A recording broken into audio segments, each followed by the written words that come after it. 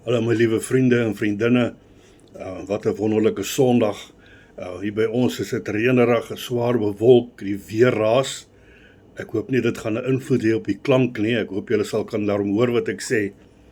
Ek wil net graag 'n paar woorde met julle deel, 'n paar gedagtes, om vir julle te motiveer vir die week wat voorlê. Want ons is nog almal aan die juk en ons werk maar en die invloed van die wêreld is maar altyd op ons pad. Goed, net gou so 'n paar gedagtes. Ek wil vir julle net gou lees hierso wat staan geskrywe in 1 Petrus 1 Petrus 1 vers 15 en 16. Hier sê Petrus: maar soos wat hy julle geroep het, heilig is, moet julle ook in julle hele lewenswandel heilig word.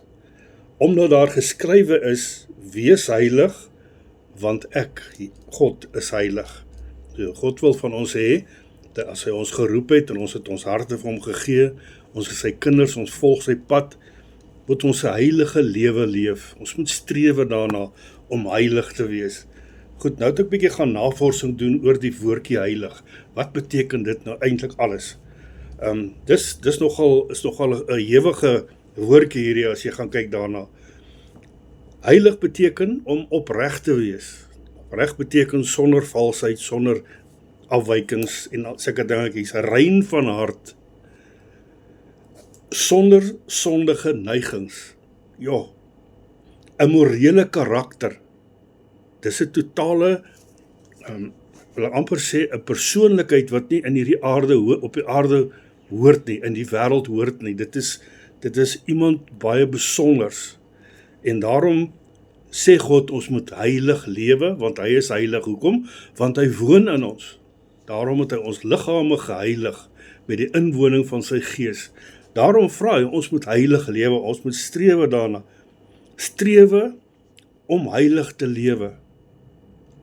Dit beteken om ons rug te draai op alle verleidings en alle afleidings en alles wat ons gaan versoek en wil laat struikel om in die wêreld toe te gee.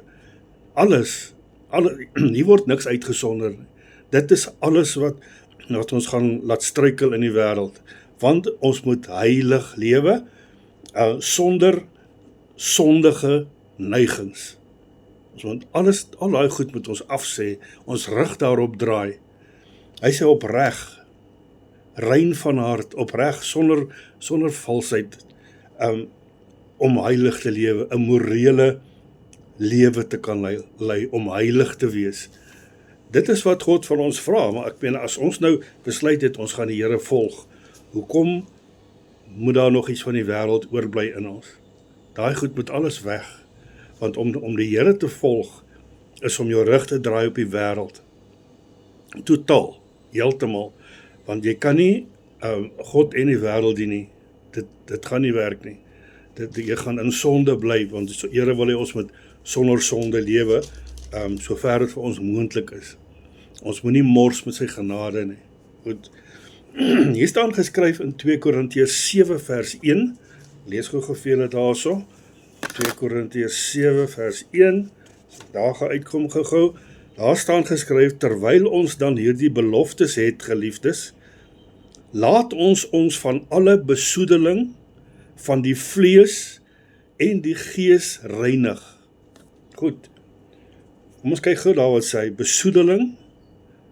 Ek kan aan 'n paar goedjies dink wat mense nog doen.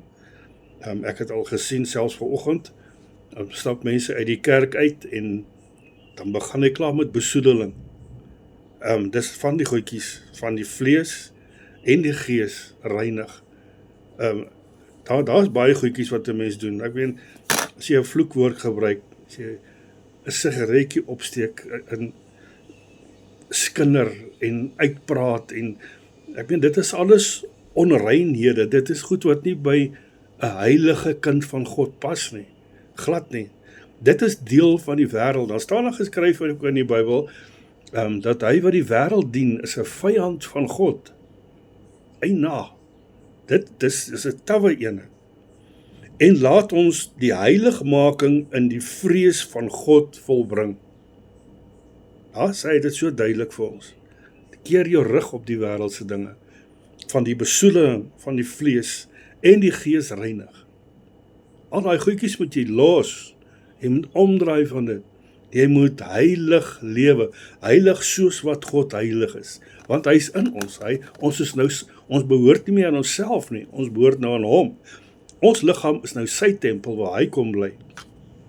Want kyk gou daar by 1 Tessalonisense 4 vers 7, ons gaan daar naartoe gaan, 1 Tessalonisense 4 vers 7, as ek hom nou gou kan kry, daar staan nou hierso, as hy luister gou hier, want God het ons nie tot onreinheid geroep nie, nee, baie duidelik, God het ons nie tot onreinheid geroep nie, maar tot heiligmaking.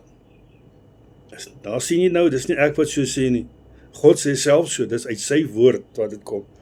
Daarom, hy wat dit verwerp nie 'n mens nie, maar verwerp God, wat ook sy Heilige Gees aan ons gegee het.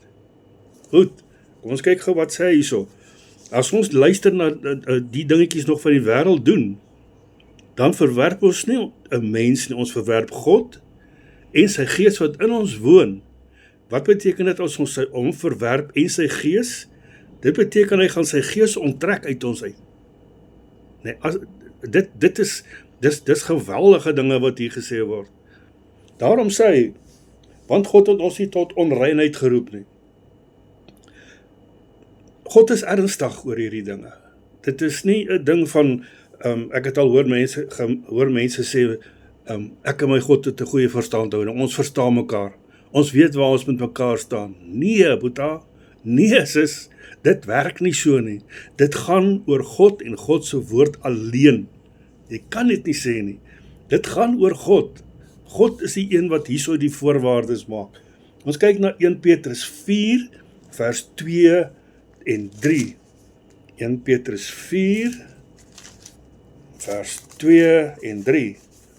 Om die oorige tyd in die vlees nie meer volgens die begeerlikhede van die mense te lewe nie, maar volgens die wil van God.